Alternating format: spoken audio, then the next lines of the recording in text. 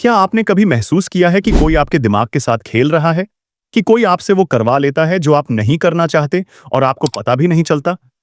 इंसान का दिमाग एक लॉक की तरह है और डार्क साइकोलॉजी उसकी वो मास्टर की है जो किसी भी दरवाजे को खोल सकती है। आज मैं आपको वो 5 टेक्निक बताऊंगा जो बड़े-बड़े लीडर्स और मैनिपुलेटर्स इस्तेमाल करते हैं लोगों को कंट्रोल करने के लिए।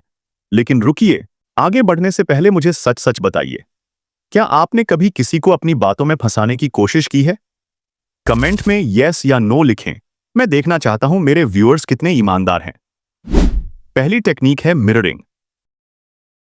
ये देखने में सिंपल लगती है, लेकिन इसका असर सीधा इंसान के सबकॉन्शियस दिमाग पर होता है। जब आप किसी की बॉडी लैंग्वेज, उनके बोलने का तरीका और उनके जेस्चर्स को हल्के से कॉपी करते हैं, तो उनका दिमाग उन्हें सिग्नल देता है कि ये शख्स बिल्कुल मेरे जैसा है। इंसान हमेशा उन लोगों पर ट्रस्ट करता है जो उनके जैसे दिखते हैं। क्या आपने कभी नोटिस किया है कि जब आप किसी से इंप्रेस होते हैं, तो आप अनजाने में उनकी तरह बैठने लगते हैं? अगर हाँ, तो नीचे मिरर टाइप करें। दूसरी ट्रिक है सिलेक्टिव साइलेंस। जब कोई आपसे बहस करे या आप पर चिल्लाए, तो आप बिल्कुल खामोश हो जाइए। सिर्फ उनकी आंखों में देखें और कुछ मत बोलें। इंसान खामोशी से डरता है। जब आप कुछ नहीं बोलते, तो सामने वाला अपने दिमाग में सिनारियो बनाने लगता है। वो डरता है कि शायद आप उससे ज्यादा जानते हैं या आप नाराज हैं। वो इस खामोशी को खत्म करने के लिए खुद ही कन्फेस करने लगेगा या अपनी गलती मान लेगा। आपके ख्याल में खामोशी ज्यादा ताकतवर है या चीखना चिल्लाना? अपनी राय कमेंट में लिखें। ये ट्रिक दुश्मन को दोस्त बनाने के लिए बेहतरीन है। लोग सोचते हैं कि किसी की मदद करके वो उसे अपना बनाते हैं, लेकिन डार्क साइकोलॉजी कहती है कि किसी से छोटी सी हेल्प मांगकर आप उसे अपने कंट्रोल में कर सकते हैं। जब आप किसी से हेल्प मांगते हैं, तो उनका दिमाग जस्टिफाई करता है। मैं इसकी हेल्प कर रहा हूं, इसका मतलब है ये मुझे पसंद है। वो अनजाने में आपका लॉयल बन जाता है। आज ही किसी ऐसे शख्स से एक पेन या छोटी सी एडवाइस मांगें जिसे आप पसंद नहीं करते, और फिर रिजल्ट देखें।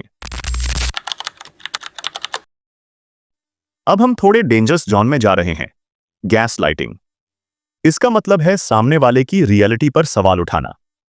मैंने ऐसा कब कहा? तुम ज्यादा सोच रहे हो, तुम पागल हो रहे हो। जब आप बार बार किसी को यह एहसास दिलाते हैं कि उसकी याददाश्त या उसका फैसला गलत है, तो वो अपने आप पर ट्रस्ट खोने लगता है और हर बात के लिए आप पर डिपेंड हो जाता है। ये टेक्निक बहुत टॉक्सिक है और मैं इसे सिर्फ एजुकेशनल पर्पस के लिए बता रहा हूं।